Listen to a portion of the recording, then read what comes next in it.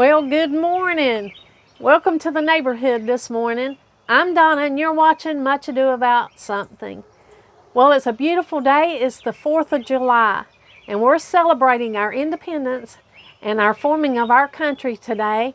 And we're so excited because, you know, out of everything, there's always so much good. And today we're just celebrating all the good, all the blessings and the fun and the wonderful things about being as free as we can be in a country that we live in. And so today it's a day of celebration. It's a day of excitement. Donald and I live in a neighborhood and we live close to the town hall and the town park. Well, there was a fireworks display show last night, and so at the end of this video I'm going to share a few minutes of that with you. We could step out on our deck and see that fireworks show, and so Donald and I really enjoyed that last night. That was an exciting thing to see. It was very loud and very visible and beautiful. So we really enjoyed that. Didn't have to leave the house. We had decided this 4th of July that we would not leave the house, that we would just stay in this weekend. We've been doing some projects around here. We did have to get a new rug, and that's a video before this one, I think. And if you want to see that video where we went shopping and got a new rug for the living room. We also have been doing just some little odd and end things to catch up on, like fixing the chair rail. Since he installed the windows, the little chair rail came up, you know, about a ½ inch short on each side. The windows that we got were longer but more narrow. So he worked on that and got that little project done, replacing that chair rail with a longer piece. So we've been just catching up on little projects that we had. You know, those little annoying things that you see all the time and you think that's got to be done. That has to be done. Well, that's what we've been doing this 4th of July weekend. Donald's off today and he's got some projects of his own, and I'm going to leave him alone and just let him enjoy his day today. And I'm just going to get out here and walk through the garden with you, and we're just going to have a little 4th of July show off. And there's some things that look like they're just bursting out here, especially the daylilies. And daylilies, they have quite a few blooms on. But you know, each one of those blooms just bloom for one day, and that's why they're named daylilies. So we've got to catch those while they're blooming if we want to see their beauty. So I'll be showing you those today, and we'll just take a little garden 4th of July celebration meandering tour around the garden. We'll be happy today, thankful for what we have, thankful for where we're at. You know, there's no perfect world. There's no perfect person, and there's no perfect country. So we're just enjoying the life that we can. We're being thankful for what we have today, and we're just going to celebrate what the garden. And I'd be glad to take you on a tour and let you celebrate with me.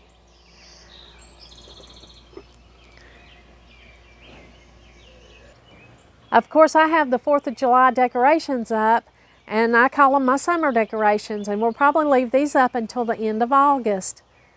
And then I'll change over in August. I get a little early start on fall.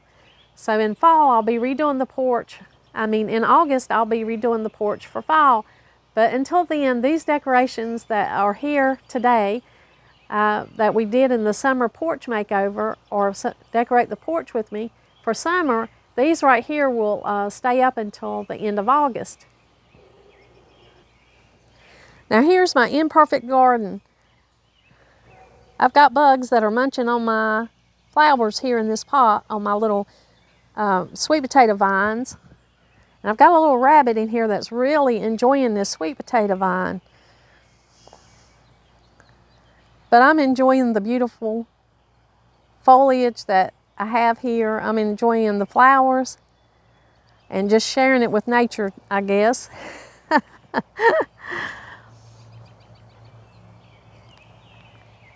And of course, you know, I have plenty of echinacea in this garden, this cottage style garden that I have going on here.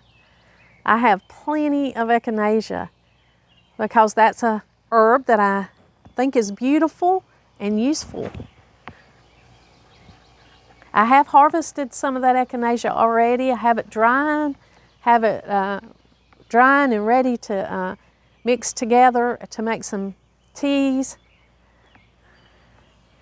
And there is a surprise in the garden today. We've been waiting for these tiger lilies to bloom. And one has really popped out here. Isn't that beautiful? Wow. Let's look at that awesome bloom on that tiger lily. Look at those stamens and pistil. A lot of people love these for cut flower arrangements, but there's a whole lot of pollen right here. And this will literally be all over your table or wherever you put your flower arrangement. I think they trimmed these off a little bit, but I think they're beautiful. Look at that awesome exotic looking flower. And of course those will be popping out soon. Right here is another one.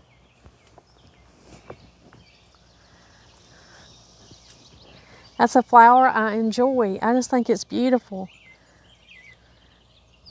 I used to have this garden covered in these, and I scaled back some and left just this one little patch here because I wanted to grow other things.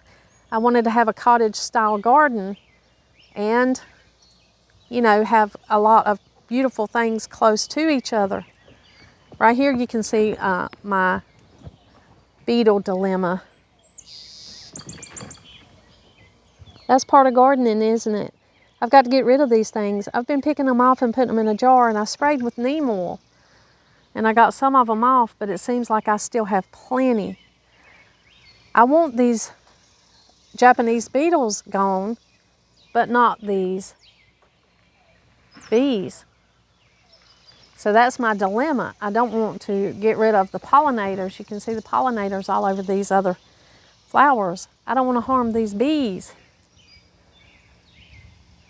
So here I got these beetles that I need to get rid of. So I've just been picking them off and putting them in a bottle of soapy water and just throwing them away. And I spray these roses that they're on with neem oil. I don't want to hurt those bees. So that's a project for me later today, is to pick off those beetles.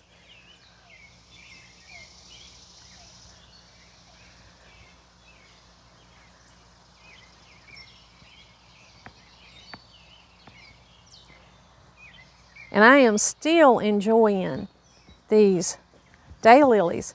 I got a few pictures of them in the sun yesterday, and they were magnificent. They looked like they were just on fire. That's how, when the sun hit them and this bright orange color, they were so beautiful that I did get some shots of them and put them in a different video. And I don't know if it'll make sense for me to combine those two videos together or not, but I may do that just to show you how these beautiful daylilies looked in that bright sun. They were gorgeous. These are the double daylilies, and we foraged for these. I think we dug these up off of the side of the road years and years and years ago. And we've just propagated a few.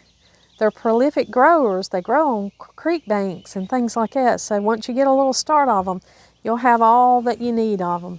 You can just spread them around your garden as you see fit, wherever you think they're needed. They're down here at the bottom of my sidewalk because, you know, the bottom of your sidewalk can take some wear and tear. People coming up and down, and, you know, Donald carrying things in and out of the sidewalk here.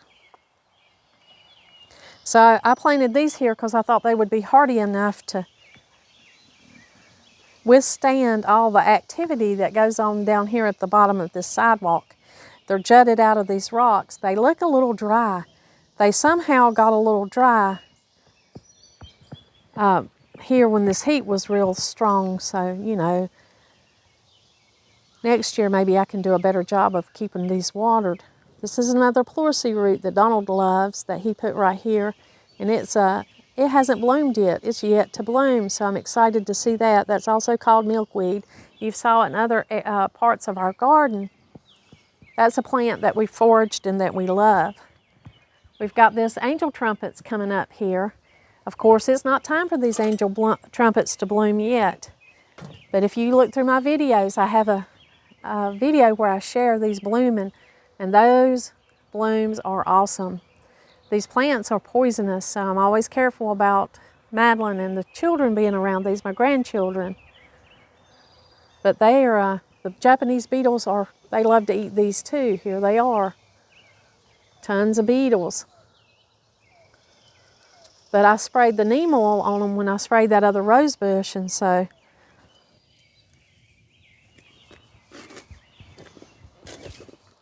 I didn't have as many Japanese beetles on this angel trumpet. That's the periwinkle I've got growing in this container garden so I can see it flow over the edge. And then it goes down to that moss, that antique moss that come from my family's home place. And it was just a handful of it. I can remember that moss being in tires. Old people were playing it in old tires that they turned inside out growing up, and just being in a lot of different places. So I have it in my garden.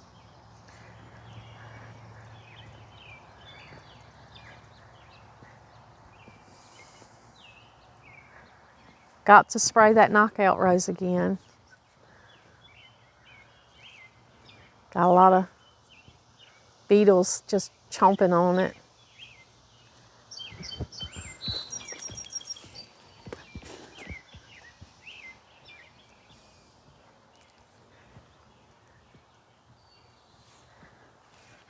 That one is beautiful right there, isn't it? Wouldn't that be beautiful, just clipped and put in a flower vase this morning?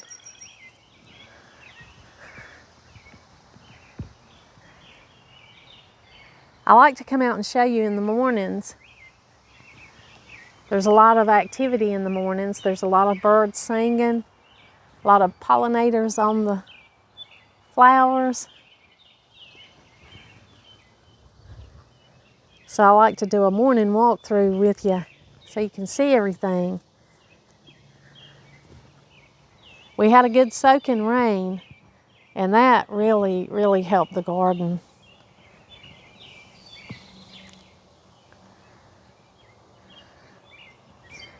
Of course, that soaking rain does more good for a garden than I could ever do with my city chemical-filled water hose.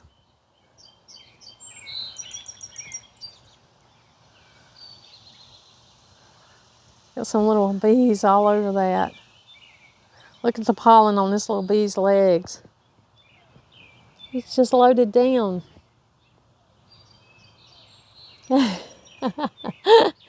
Isn't that something? Here's another one. They're enjoying the echinacea, and their little legs are just as yellow as they can be. Loaded down with that pollen to take back to their nest. Their food, making their food.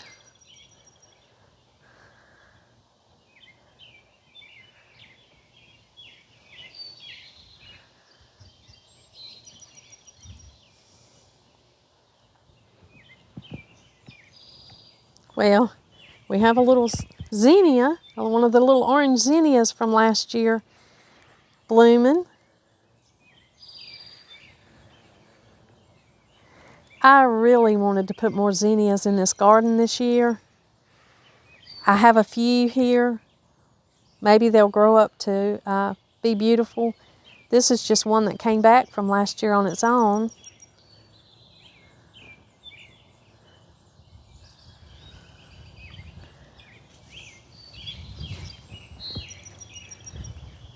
Here's a few more that haven't opened up yet that are in here.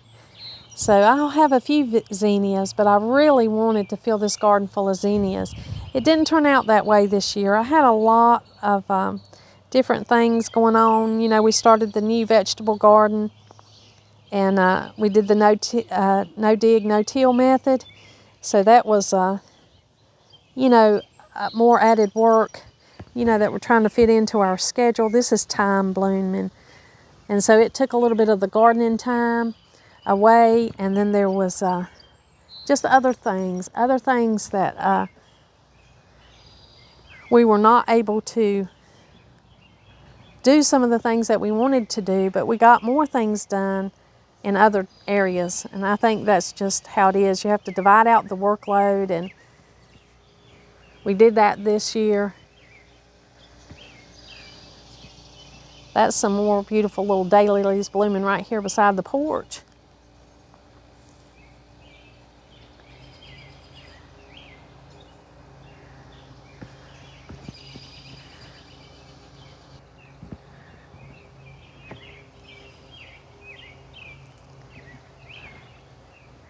And that blanket flower just looks like a fireball, just a fireball of color.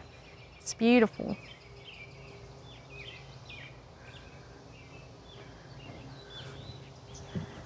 And these I planted last year, the Rudbeckia cherry brandy, and they're a darker burgundy hue. And they're doing well this year. They love to get a good dose of water. And of course, here's that strange looking one. Got a little bee on it, just loading up its little legs.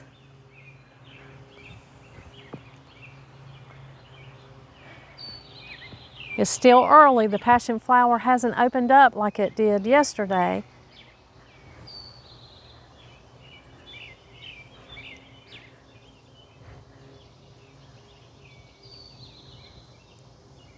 Some purslane in here. We eat this, we make a salad out of it. It's a good plant to have in your garden.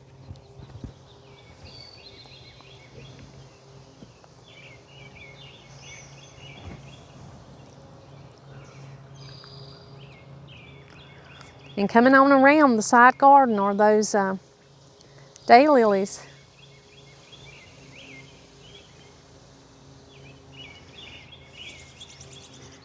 When the sun hits them, those things look bright and gorgeous.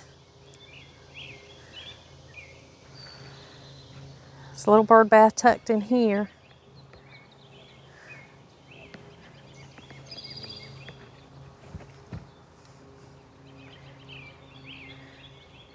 This is what this garden looks like from the road. I'll walk down here to the road and let you see. That's the view of the middle garden from the street. You see that beautiful lacy elderberry that's planted for its lime green color and its decorative effect for the garden. Love the foliage on that bush. And then it's just kind of really thick in there, isn't it? Clustered, full at this time of the year, and beautiful. I enjoy this look. This is the look that I go for.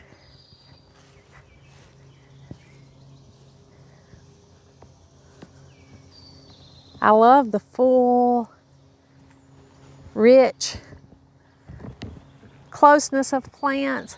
I think maybe that's the mountains in me that wants to see that. You know, when you go to the mountains, the greenery is thick and lush and full, and that's how I enjoy my gardens being. They're not a problem to me. I love to see that. Donald looks at this and feels like it's a little overgrown, that he has got to get out here and trim. He likes a more formal style. He likes symmetry and things being individual, but I love the companion growing of plants. Love things that support and shade each other.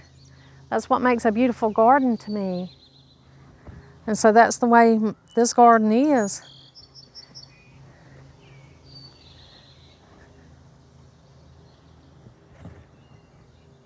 Really, really filled in. And right here at summer, that's when you really get to see your garden kind of come together and kind of see all the things you have. This one that's right here in front of the house, you see where the echinacea stuff is. I'm trying to let Donald have some of his style show through. I kind of just am keeping this a little bit more sparse when you come out of the door and not quite as full as, say, the middle garden is. And then this way, you know, it's the best of both worlds. Of course, after this shower, I've got to get out here and do weeding. I got to weed this. That's what happens whenever it rains. That little bowl there is for the little rabbit. It's its water. I put it a little metal bowl out here to give it some water, so when it comes out here and munches, it'll have something to drink.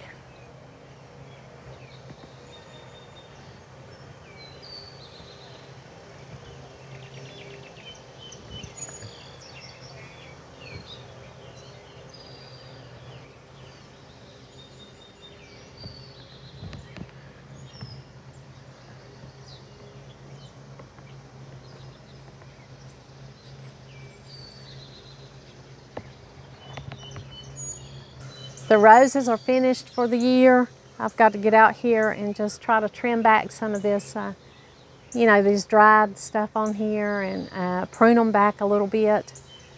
They were beautiful.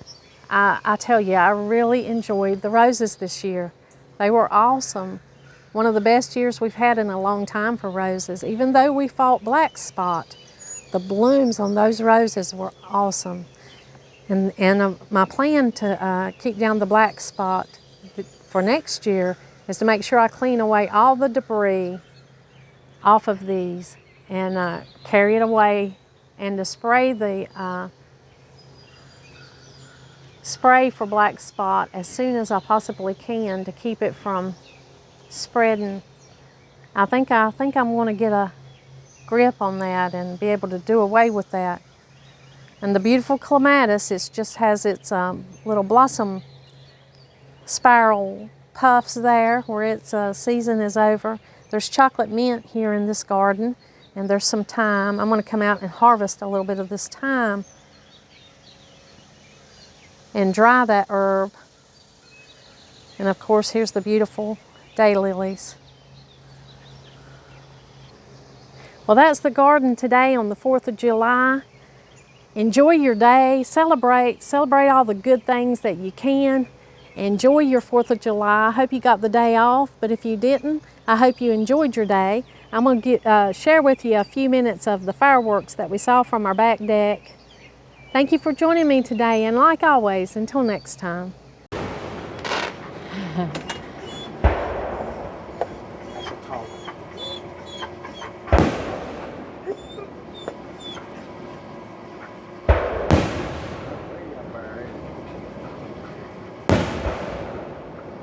So loud.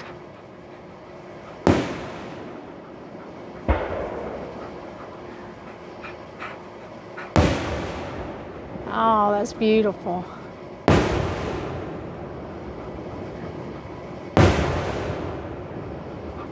This is on our back deck.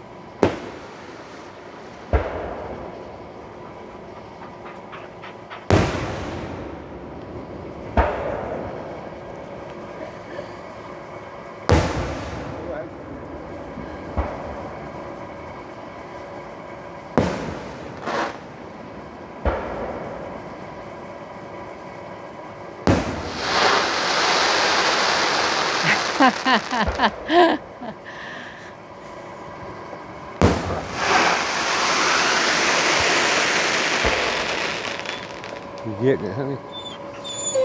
Yeah.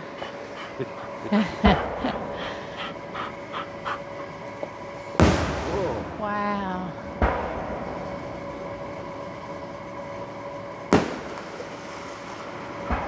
Got something going way up there.